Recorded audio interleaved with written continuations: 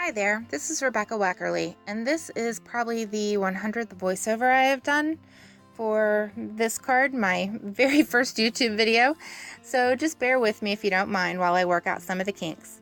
Today I'm going to be working with some products from My Favorite Things. They're Blueprints 1 die set, they're premium die inks, as well as some products from Winnie and Walter. I'm going to be working with the Peppermint Zone stencil, a stamp set called So Tweet, and the word die love, as well as some supplies from my stash and some Copic markers. Now when I color with Copic markers, I always use My Favorite Things hybrid ink pad in black licorice. It's a true black ink and it works well for a number of different mediums, especially Copic markers.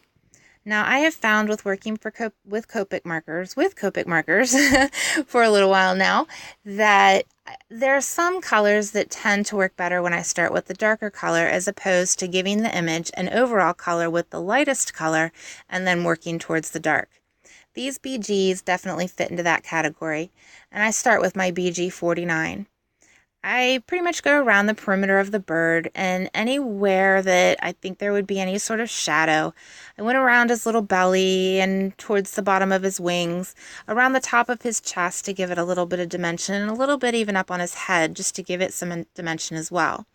I cut in with the BG 49 sort of at his shoulders where his wing and his head meet to give it a little bit more definition. And I blended that all out with the BG 13. Now, for his little face, I really wanted to keep it nice and light and bright, so I kept those darker colors closer to the edge and just filled in his face primarily with the BG10. For his little belly, I only colored it with the BG10 because I'm going to be adding some sparkly stuff to it later, and I figured that the BG10 would be just fine on its own. For his beak and for his feet or talons or claws, paws, I don't know. You know what I mean. I wanted to use my YR27 marker, and wouldn't you know, I couldn't find it. So I'm looking, and I'm looking, and finally, I found it. So since that is such an intense color, I just barely touched it to the paper to just lay a little bit of color down so it wouldn't bleed as well. I fussy cut out my bird using my Fiskars scissors. The best tip I ever received for fussy cutting is to keep your scissors straight. Turn your paper as you cut. Keep your scissors pointed in one direction and just turn the paper. It'll give you a much better fussy cut.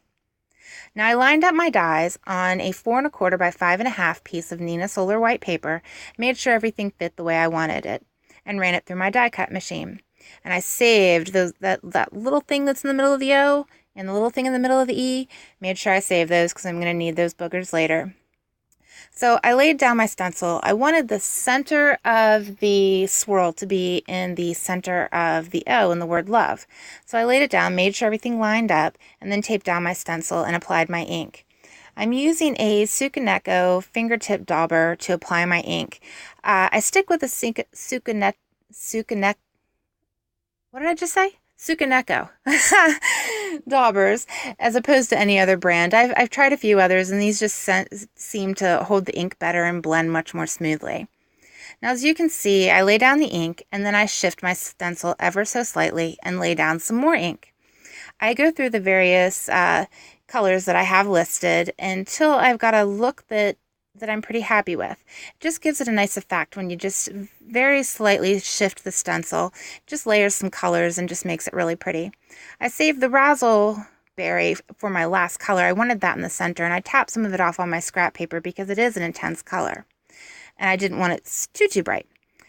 This is where I goofed. I realized I should have ran that panel that I just inked through my die cutter prior to inking it. But no big deal. I just lined it up, make sure everything fit okay, and then ran it through my die cut machine.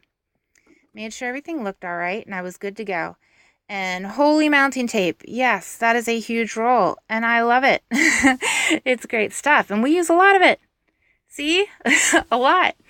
Just make sure you also use some on the part of the letter V and the letter E as they cut into where you've die cut, so that way when you lay your panel down on the ink panel, you get a nice level, even top to your card.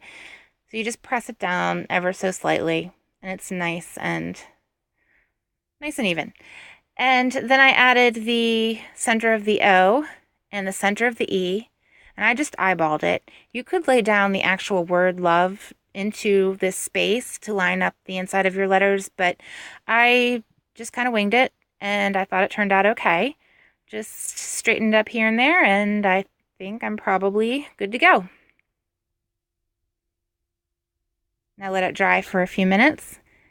And I also added the bird. Gotta add the bird. Can't forget that little guy.